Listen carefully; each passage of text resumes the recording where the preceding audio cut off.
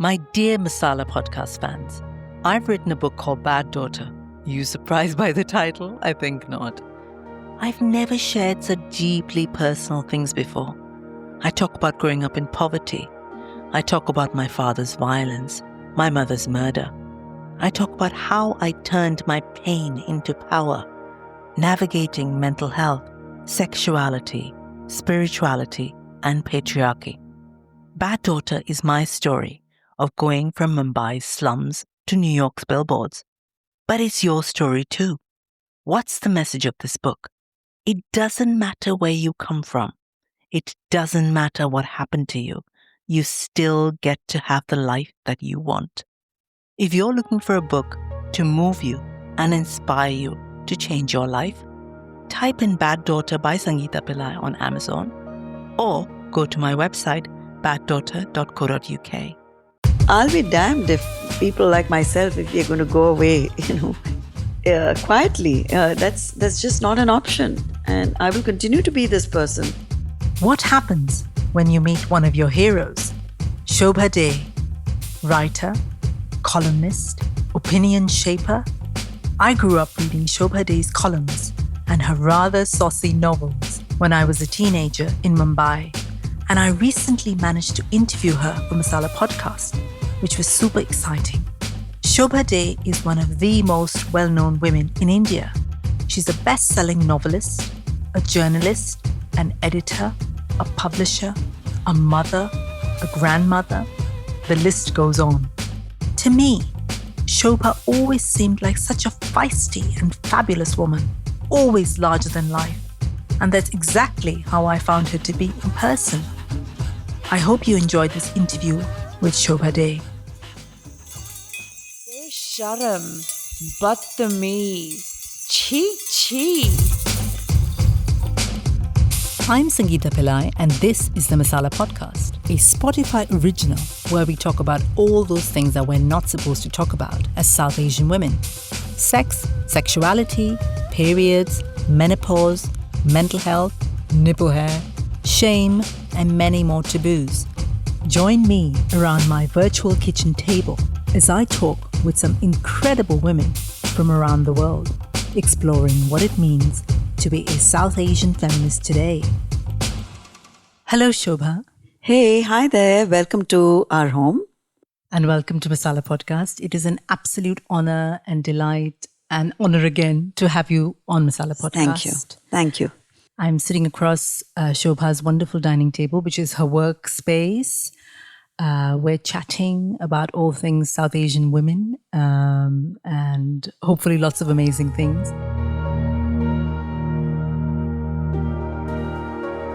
I grew up in Mumbai as a sort of very naive 13-year-old in a very traditional family in Mumbai. You were the first feminist I had come across. I didn't even know the word feminist, if that makes sense. But you were talking about sex and you were talking about strong women and you were talking about all of these things that I had never heard of in my upbringing. So to me, you were the original feminist. Do you identify as a feminist? I have mixed feelings about that word because it's a loaded term. There are political implications in defining yourself as a feminist, which I'm not always in agreement with. I would say I am all for equality. I take equality for granted. I am all for the underdog, so that underdog can often be a man. So feminist by definition comes with a set of connotations. I don't always subscribe to all of it. But if you ask me, am I pro-women? Oh, yes, I am, and will remain so, and will fight for what I believe is a woman's absolute right, which is to have a space to call her own, as much as sovereignty over all of herself, her mind, her body, her emotions, her finances. So to own yourself as a woman on all levels, if that makes me a feminist, happy to go along with it. But the whole feminist movement, as it's defined in the West, is not really something that Southeast Asian women need to buy into, because our way of life is very different. Our family life is very different. Our priorities are very different. And most importantly, our constitution, the constitution in India, actually guarantees us the very same rights, the very same freedoms. If women are not aware of them, that's a different story. But there's no such thing as wage discrimination on paper. That it may be happening is, again, the narrative is different. It is more to do with social conditions. But certainly legally, we are protected all the way. Do you think things have gotten better for women in India over the last, say, 30, 40 years? It's hard to say. Better on many levels in terms of access to education, access to livelihoods, access to a better life in terms of the opportunities. We have women who have excelled in virtually every conceivable field you can think of. I'm very proud of the all-women crew that flew the longest flight very recently, an Air India flight from San Francisco and into Bangalore. The commander, captain, the cockpit crew, everybody, all female. So there are women scientists, there are women educationists, there are women who are in very powerful positions in banking. Almost 10 or 12 large banks in India headed by women. We have women in politics who are very strong figures.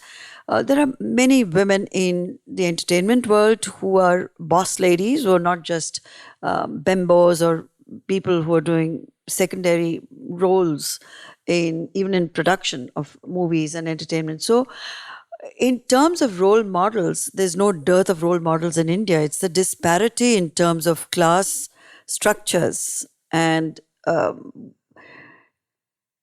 it's the rich versus the middle class versus the poor. That keeps women down more than anything else. And of course, there's class, and in India, there's always caste, which is the other big factor. So would you say, even from your personal point of view, compared to sort of when you were growing up as a young woman, do you think life's a lot easier for your daughters, for example? They can take a lot more for granted that I couldn't.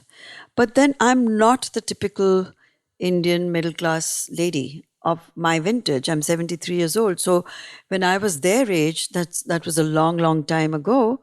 And I pretty much lived by my own rules, though I come from an extremely conservative family. My father was a bureaucrat.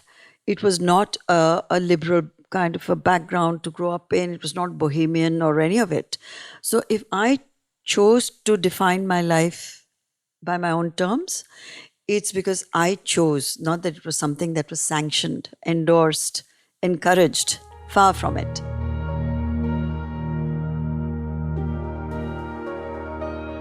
I have been a feminist my entire life. It runs through my blood, my body. It defines me. It powers me. It shapes me. Yet, I didn't even know about the existence of the word feminist until I reached my 30s. Is there even a word for feminism in Hindi? Or Marathi? Or Malayalam? There was no reason for that word in my life, in my culture, in the family that I grew up in.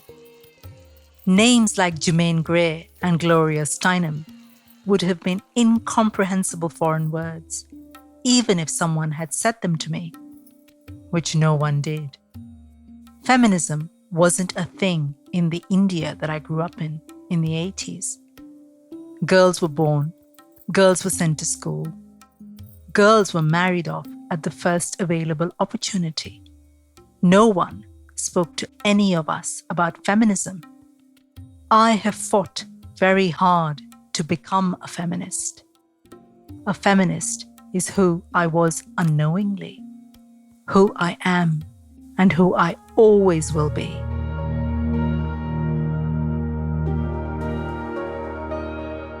Shobhaa, you wear many, many hats. I probably won't even be able to define all of them. So you're an amazing writer, a novelist, an influencer, you're a public figure, you're a mother, you're a wife, your grandmother as well? Is that 7, true? yes. 7, here we go. Yes. So which of those roles feels most you, or which of those many roles fit you the best? I'm often asked this, and I'm always stumped for a response. I'm also a columnist in the national papers and a publisher.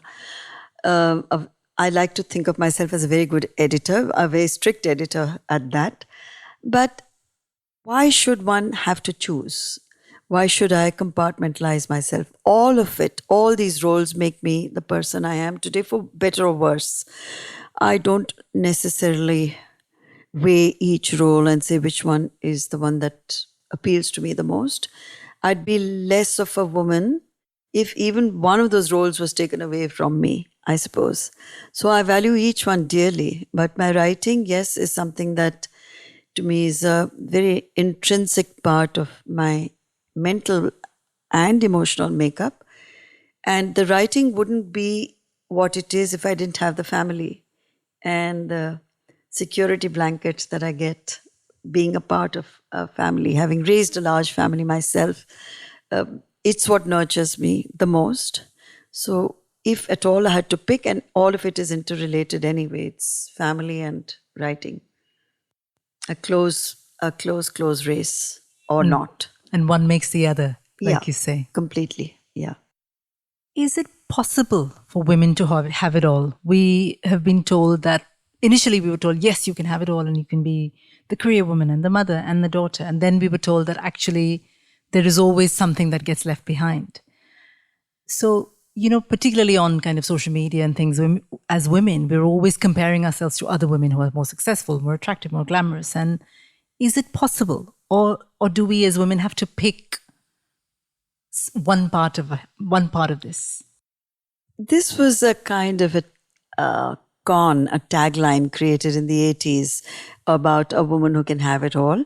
Well, I don't think a man can have it all either. I mean, nobody on earth can have it all. It would be a very dull world if we all got what we wanted, or even 10 of us got everything that we ever desired. It would show a spectacular lack of ambition. So yes, something always gives. Now, the trick is really to maintain some sort of a balance in your life. For me, the B word is very, very important. And it's not as if men don't give up a lot of perks, privileges, if family matters sufficiently to them. And I think increasingly I see that men are as involved and as caring as the nurturing mother figure of our youth, my youth. Did I have to give up many things? Of course I did. To give you a quick recent example, because that demonstrates it best. I was invited to a night of ideas being hosted by the French embassy in New Delhi. The invitation came from the ambassador himself. And a night of ideas is something that's celebrated across the world, where they have writers, poets, artists, thinkers, intellectuals, novelists across a platform where they discuss what's important to the world at that moment. It was something I would have loved to be a part of. It was an honor, and it would have been exciting. But it clashed with my husband's plan for Goa. It is his birthday the next day, and I could have rejigged a lot of things, but I can't rejig someone's birthday to which I'm committed. And it mattered more to me to be with him in Goa for his birthday, though it's not the big birthday, not a special birthday, but it's something we are both looking forward to. So I did have to give up on that. And I was just thinking to myself, would a male counterpart, do the same to celebrate his wife's birthday, or would he somehow manage to accommodate both, or tell her, why don't you come along with me and, we can combine the two things. But that wouldn't work in my case. Yeah. And I had to choose, and I chose. So it's going to be Goa. And I guess what you're saying is it's an individual choice for you as a woman. That is more important. And so each of us has to make that call at whatever point in our life. Right? I mean, there could be so many wonderful, fabulous, tempting career offers as there have been in my life, which I've not had a moment's hesitation to turn away from, because you must know what your priorities are and what's important to you. So for all of this, that very powerful word called choice plays a huge role, not just in women's lives, but in men's lives as well. So choice is something that is important to me.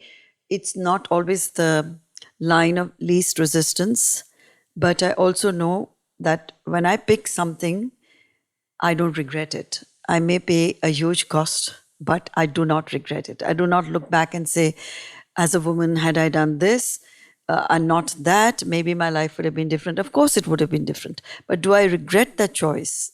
I think that is key to your mental well-being.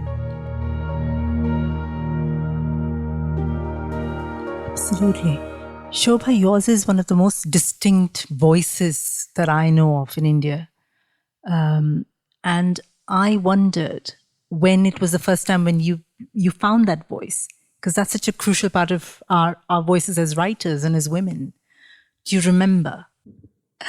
No, I guess I was always born with this voice. And I never had to actively think about it. I didn't actively go out to use it either. It was something so natural to me. The question of speaking up has been a right I've taken for granted. So I don't need to deconstruct any aspect of my life to find that one defining moment, because frankly, there is none. As far as I know, ever since I was a very young girl, that voice had to be used. And most of the time it was used not in a narrow or a very selfish way. It was just things I felt strongly about society at large or my own immediate environment, that I felt the need to say something that was my truth. It may not have found too many takers, but it was important for me to say it like it is. And that continues. So this question of being positioned as a voice that matters or as a voice that counts is something that I find is an imposition. It's not something that I have desired for myself. But now, having found myself in this situation, I do extend it to issues that matter a lot to me. But 90% of the time, I turn down offers to appear on public platforms and become the kind of public figure who has an opinion on anything and everything and must be heard at all costs. Not at all.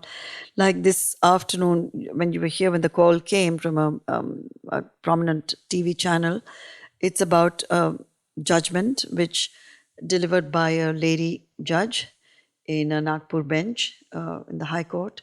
And she's talked about only skin-to-skin contact and penetration being regarded as sexual assault, and anything else that doesn't involve penetration and doesn't involve skin-to-skin contact is groping, and it's really okay.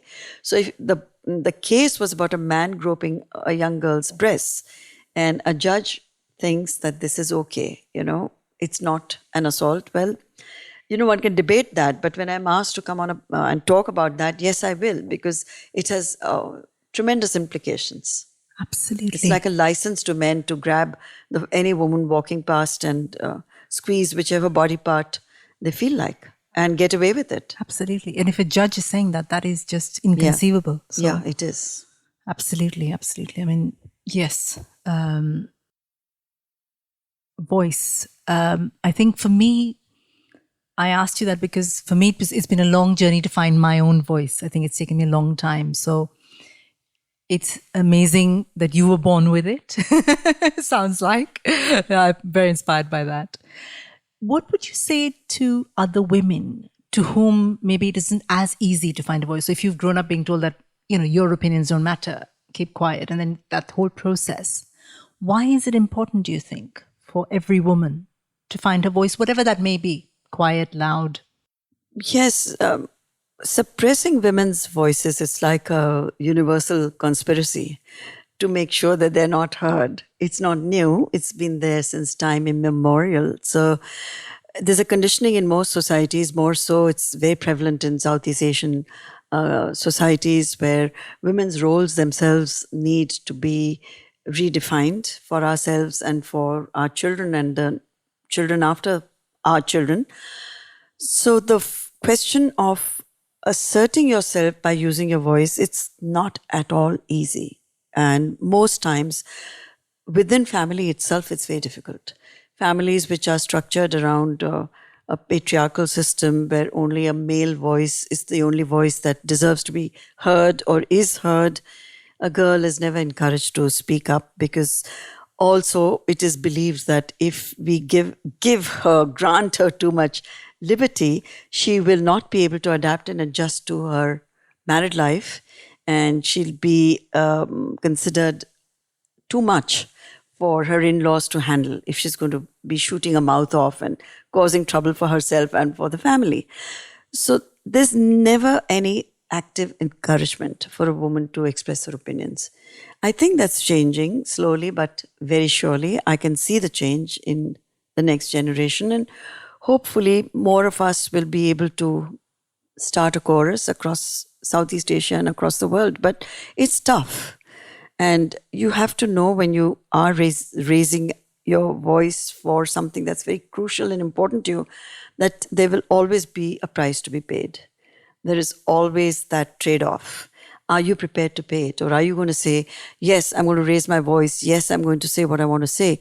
But no, I will not be responsible for it. And if anything doesn't go right, well, I'm going to play victim. No, it doesn't work like that. Then stand by what you've said. Have the courage.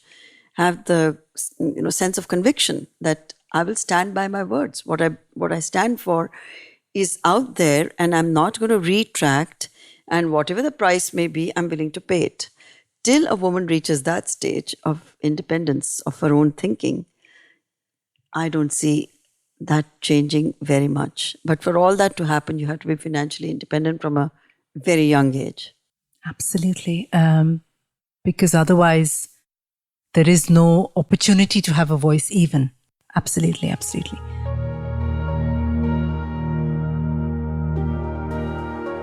Who gets to have a voice and who doesn't? To ask to have a voice, to think you should be heard. You have to believe that you have value. I was brought up to believe that my only value lay in the sort of husband I could get. So for me, even contemplating that I could have a voice was inconceivable. The act of finding my voice came much later, when I was in my 30s. My voice came when I moved countries, when I started to notice the Indianness in my voice, in a sea of British accents, going from Geordie to Glaswegian. When I first started this podcast, I struggled to believe in my own voice. Did all audio presenters have to sound like they worked at the BBC?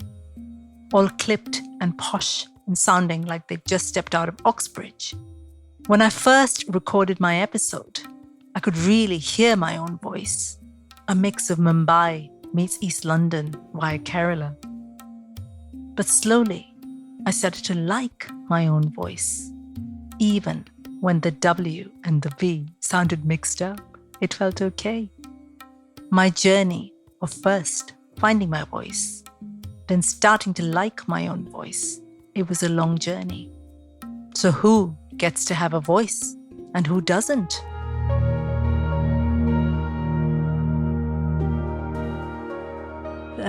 A lot of your novels, Shobhaa, I remember reading them and there was a fair bit of sex in it. Was that easy to do when you were writing? Did it feel natural? Did it feel alien? Did it feel like people were going to judge you or anything like that when you were writing them? Well, again, I'm beginning to sound boring to myself, but I didn't stop to think how other people are going to react to it. It's the book I wanted to write. Yeah, and therefore you wrote it. And therefore I wrote it, and it had some of the early novels had a lot. They were called body strippers by the British press, which they were. I would have preferred Choli Ripper, but body strippers they were. And I continued to write as I choose to write. Some books may have explicit sex, some may not. Some may be totally chaste and without any kind of need to. It's not something that is superimposed. It either comes naturally as part of the narrative or it doesn't. Yeah. So you don't set out to shock. I didn't. But that I managed to shock is a different story altogether. And I used to find it a little strange that why should sex be something so scary? But it is. I think in most societies, traditional societies like ours in particular, a woman's sexuality is seen as something that scares the hell out of most people. And she's seen as, she's judged. Yes. So as I must have been, I got the most vitriolic reviews and comments. That was pre-trolling days because it was before social media, right? So there'd be letters and reviews in mainstream newspapers. And did it bother me? No, it actually didn't. I think I've, in retrospect, I've always been pretty secure in my own thinking, in my own skin. And I've never lived to win applause or to get validation from externally. As long as I was okay with my choices and my family was okay with the choices I made, life was good. And that's how it remains. Picking up from what you just said, why do you think women's sexuality is so challenging to the world? In a society such as ours, and most, I think, Southeast Asian societies, which are structured in a very macho, patriarchal way, a woman's sexuality is always to be, in quotes, protected. Her sexual being has to be repressed. Her desires have to be suppressed, because a woman who's seen as a wanton woman, a sexually adventurous person, a sexually active, hungry person, becomes a threat to the way the family structure exists. If she's all of that, then she cannot be a good wife, a good mother, a good daughter-in-law. And she's groomed to be just these three roles from the time she's maybe 8 or 10. She's always told that she needs to conform and fit into this role, and it's all for her good. So she strays outside of that, then of course it is a challenge. Where does she fit in? If she's not any of that, then what is she? So then you can label her, you can call her a nymphomaniac, you can call her a harlot, you can call her a prostitute, you can call her what you want. And she will be shunned, not just by her own family, but by other women, relatives, friends, colleagues.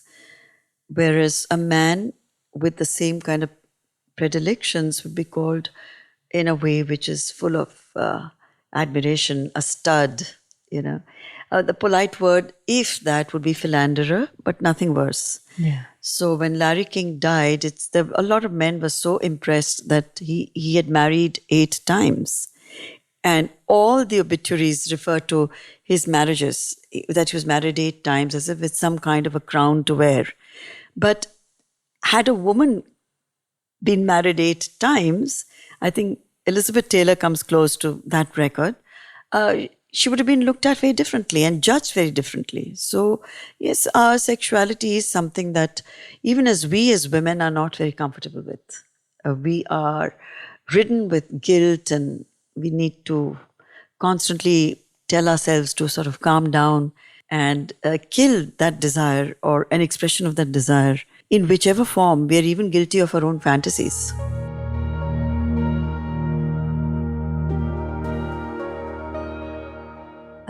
There was something I wanted to talk to you about age.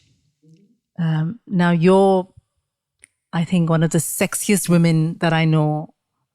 Gorgeous, attractive. I mean, you're sitting here looking, and I look at you, your hair and your skin, and you're beautiful. And you're in your 70s. Why does society tell older women to go away quietly? We're told to sort of wear pale colors and to sort of, pray and lose all interest in anything vaguely interesting. Why do you think that is?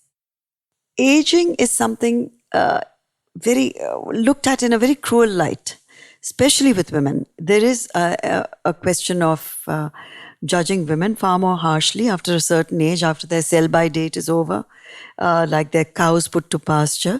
Whereas an older man who's called a rake, and he's called a roue, a rake. There are lots of very lovely words for a woman's just called a hag bag. I mean, or someone who's trying to compete with a much younger woman in terms of how society looks at her or how she walks into a room and who's looking at her.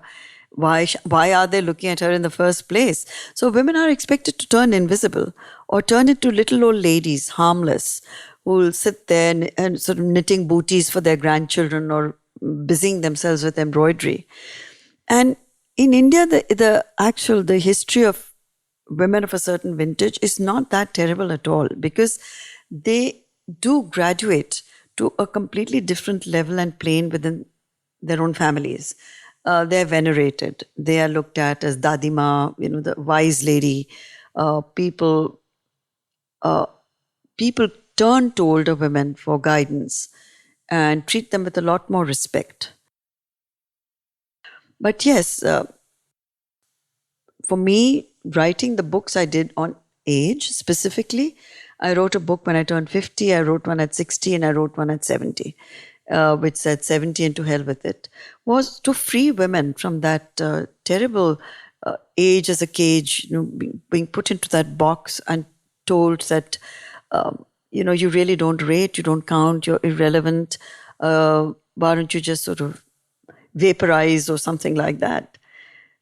So I'll be damned if people like myself, if we're going to go away, quietly. That's just not an option. And I will continue to be this person for as long as I can.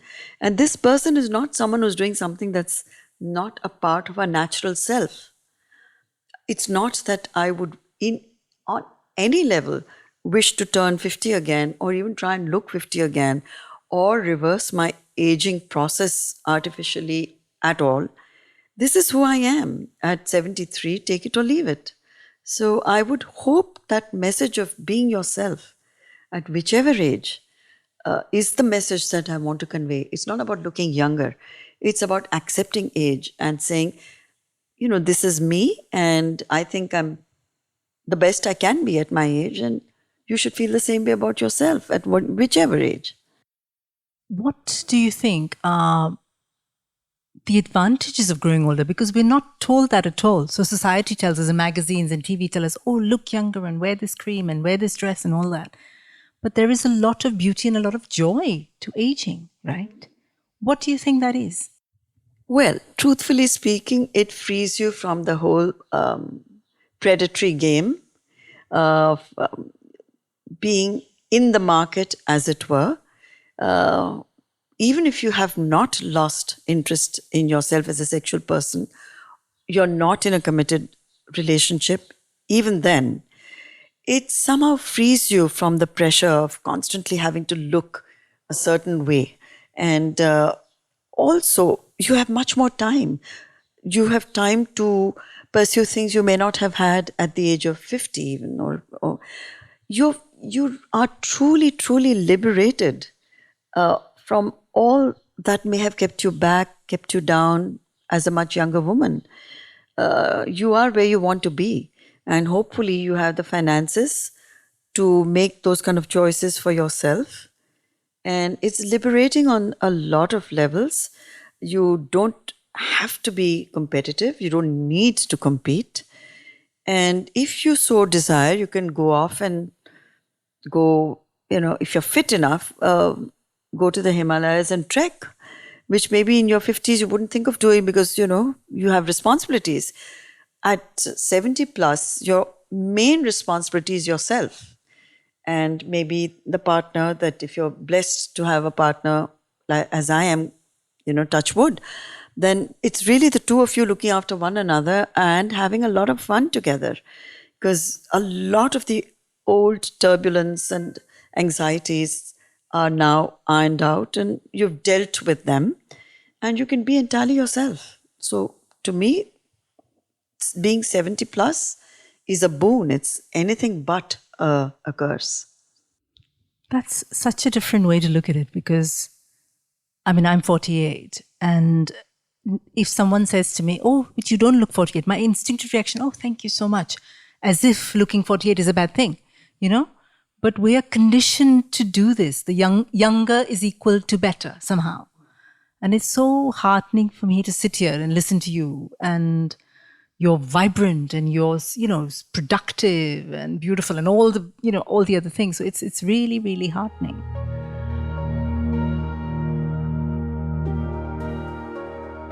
What I wanted to also ask you is, what does success look like for us now as women in 2021? What is that? The S word, success. I'm always wary of it because it's something so very subjective. Yeah. And every person has a different yardstick by which to judge, or even to look back on their lives and ask, have I had a successful existence? I don't think we should actually do it, because that can generate anxiety of a kind, because you're using your own life and often comparing it to the lives of others, whereas success should be something that you determine for yourself, and it doesn't have anything to do with what the world perceives. It doesn't, for me, whether I write, as I have 21 books, or I write 5 more, or I don't write those 5 more books, it's not going to impact how I see myself. So are you happy with the choices you made? Can you sleep well at night? Do you wake up in the morning optimistic, saying, here's another day and let me see what I can do with it, and let me make the most of the remaining years of my life and enjoy myself, laugh more than regret, and postpone tears if possible? To me, that would be success. When I look back at all my life, 7 decades of it, and if the plus points, the high points, defeat the lows, and everybody has their lows and terrible moments, then I'd say, yeah, okay, Shobhaa Day, you're doing all right. If you were to go back to Shobhaa Day at age, I don't know, 27 or 30, is there any advice you'd give from where you are now? Well, I would say to look at the tapestry of life that's ahead of you, and take ridiculous risks, because that's the time you can and you must. If you don't take those risks, you'll always be thinking, if I had done this at 27, if I had done that at 30, I was offered this. I met a man at 30 who I should have married, and I don't know why I let that go. He was the man I truly loved. If I had taken that job offer and gone off to Venezuela, my life would have been different. Well, you should have done it, honey. So I feel risk is a very attractive 4-letter word. And the only advice that I hate giving advice, because no one ever gave me any advice that I ever paid the slightest attention to, I'd say if you try and get to know yourself much better, stop judging yourself, stop questioning everything or overanalyzing everything, and look at life as really like a fantastic, a soiree or a carnival, and think what it must be like to be on top of that giant wheel and looking at a city at your feet which is glittering and glowing, and all the thousands and thousands of fascinating, amazing adventures that you still have to experience, and the millions of people out there who you'd love to meet, connect with, learn something from, share something with, the food that remains uneaten, the dreams, the movies, the songs, I mean, the wine. Yeah, you know, the promise of life. You should cherish every moment. So essentially your advice is take as many risks as you want, whatever your age, and eat all the food and drink all the wine and have all the adventures that you want to, right? You make the most of it, you know. Every moment should be seized. Every moment should be grabbed.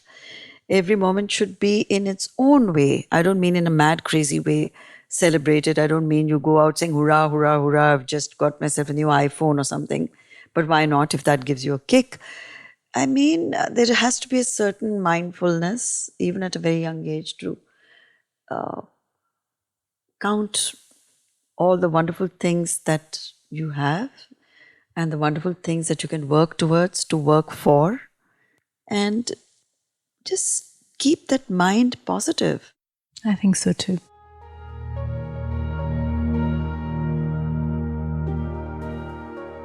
Shobhaa, thank you so much for that very inspiring, elevating, sometimes challenging conversation, because Thank you. that's the whole point of, talking to someone like you.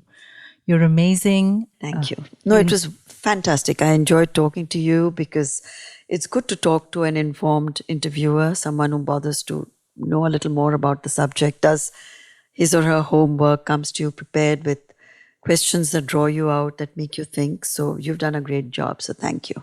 Thank you so much, Shobhaa, for being on Masala Podcast. Thank you. If you've been affected by anything we've talked about in this episode, please head to the show notes where I've listed some information about organizations which can offer help and support. I'm Sangeeta Pillai. Thank you for listening to the Masala Podcast, a Spotify original. Masala Podcast is part of my platform Soul Sutras. What's that all about? Soul Sutras is a network for South Asian women, a safe space to tell our stories, a place to reclaim our bodies, to tackle taboos within our culture, to be exactly who we want to be. Get in touch and tell me your stories about your taboos. Check out my website, soulsutras.co.uk, or get in touch via email at soulsutras.co.uk. I'm on Twitter and Instagram. Just look for Soul Sutras. Masala Podcast was created and produced by me, Sangeeta Pillai, edited by Orbis, the studio, opening music by Sunny Robertson. Besharam, Badtameez, Gandhi, hi, bad beti.